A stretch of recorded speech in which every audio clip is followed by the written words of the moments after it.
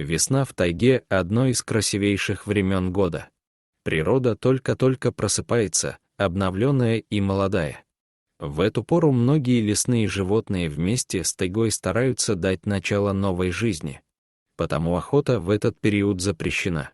Однако есть такие люди, которые плевать хотели на запреты, как государственные, так и моральные. Для них главное — это урвать свой кусок пожирнее. Вот и сейчас большой черный джип, подготовленный для езды по непролазным местам, нарушал гармонию таежного леса. «Слышь, Макарыч, ну и где твои медведи?» Раздраженный долгим блужданием по тайге, спросил пассажир с переднего сиденья. Грузный мужчина лет 50 выглядел уверенным в себе хозяином жизни. Скорее всего, и внедорожник этот принадлежал именно ему, а шофера он нанял, чтобы самому не мучить себя по такому бездорожью. «Да будут вам медведи, Артур Геннадьевич!» Примирительным тоном попытался успокоить водитель важного человека. «Я недавно сам лично следы медведицы с детем тут видел. Где-то по этим местам они к реке спускаются. Дождаться бы только, Артур Геннадьевич. И за что я тебе только плачу, еще местный называется. Охотник-промысловик, твою мать!» Держась за поручень, прорычал Артур Геннадьевич, видимо, специально стараясь унизить этого человека. Водитель отвернулся к окну, проглотив обиду и не смея ничего возразить. Деньги-то ведь всем нужны, и порой ради них приходится и потерпеть. А внедорожник медленно спускался с очередного пригорка, объезжая деревья. Вдруг водитель радостно закричал: «Вот они, вот! Я же говорил! Стой, остановись!» Похлопав помощника по плечу, верещал он. «Да где они, черт тебя возьми, я не вижу!» Вглядываясь в кусты, рявкнул Артур Геннадьевич, спешно и неуклюже вытаскивая свое новое дорогое ружье.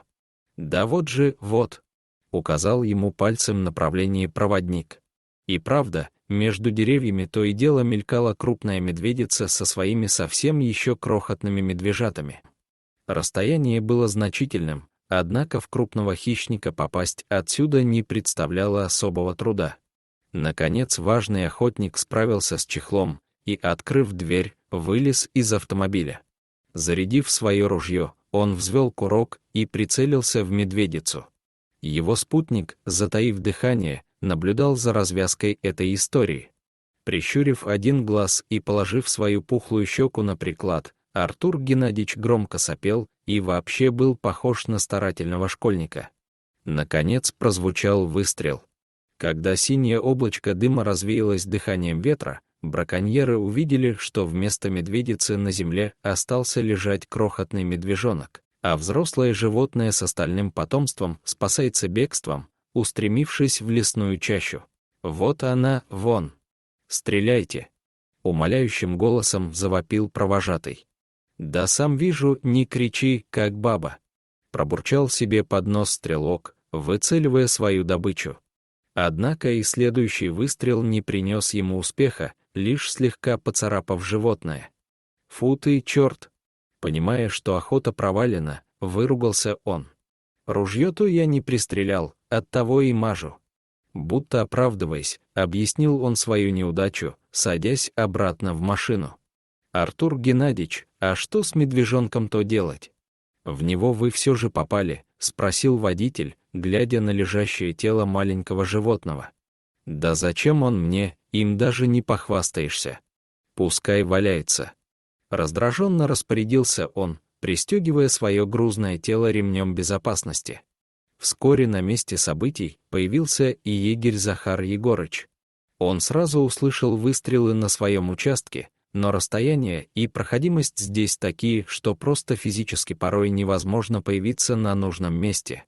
От опытного глаза лесного человека ничего не скрылось. Сев возле медвежонка, мужчина молча покачал головой, не понимая, как могла подняться рука на совсем еще кроху. А медвежонок уже давно не дышал. Его стеклянные глаза смотрели куда-то вдаль, возможно, стараясь отыскать свою маму, которая в этот раз не смогла прийти к нему на помощь.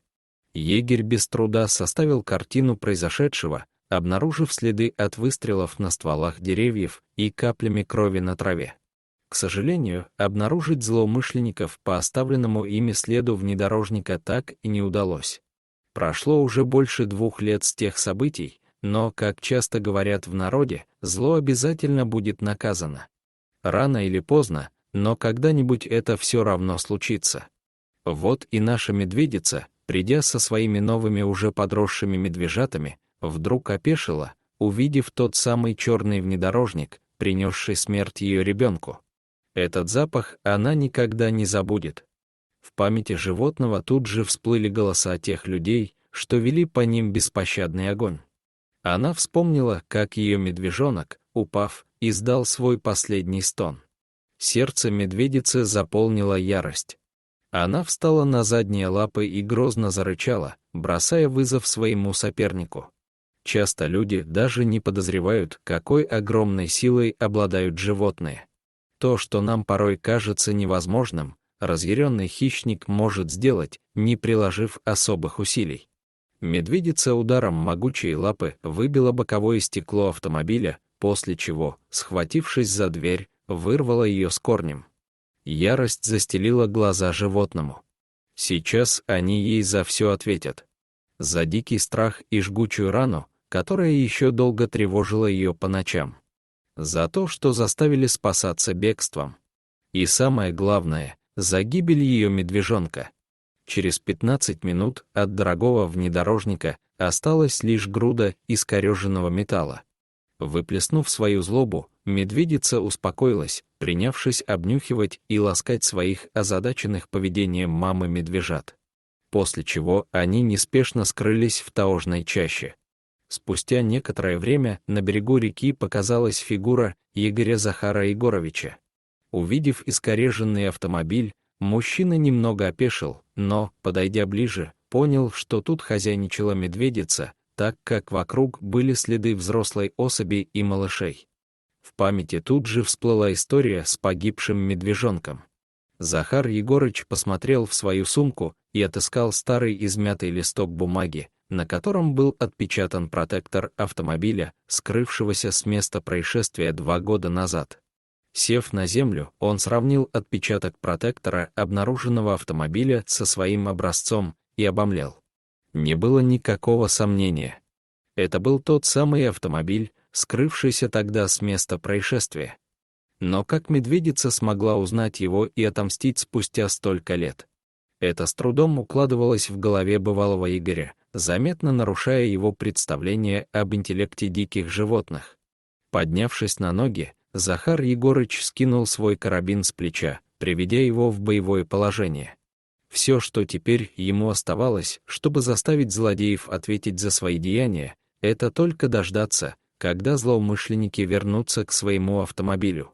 Дорогие зрители, если вам понравилось это видео, то ставьте лайк и подписывайтесь на наш канал.